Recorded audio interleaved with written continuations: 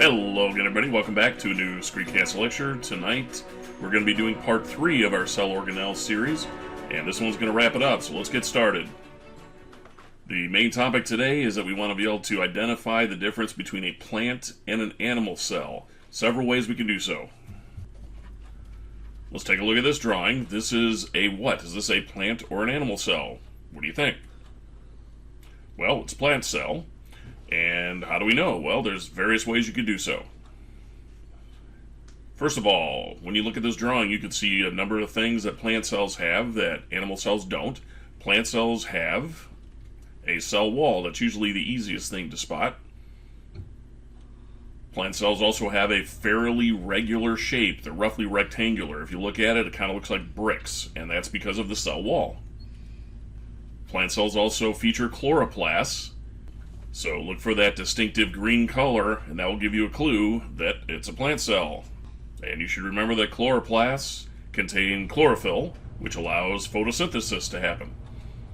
Another thing you might be able to spot in a plant cell is a large central vacuole. Remember that large central vacuole is also filled up with water, and that's what kind of plumps up the plant and gives it support so it's not wilting.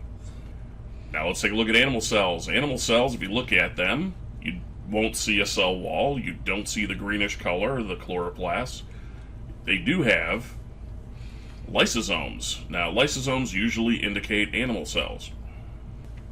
Animal cells also feature a much more varied amounts of different shapes due to the fact that they don't have a cell wall. So we're not looking for that brick rectangular structure and shape. Look at all these different shapes. Round, long and thin, kind of crazy looking animal cells. Compare that to these plant cells. Notice that they're all relatively rectangular and kind of brick-like cell walls. Some organisms can be made up of only one cell, so the entire organism is just one cell. That would be called unicellular, kind of like a unicycle has one wheel. Unicellular is one cell. Multicellular is an organism that is made up of more than one cell. You and I, obviously, multicellular. How is the cell of a one-celled organism different from the cells in many-celled organisms? Well, in a one-celled organism, that one cell performs all of the life functions for that organism. You should remember that an organism, the definition of the organism, is an independent living thing that performs all functions of a living thing. And in a multicellular organism, the cells work together and depend on one another to support the life of the organism. So that would be like, cells make tissues make organs make organ systems make organisms. It's a good song. You should learn it.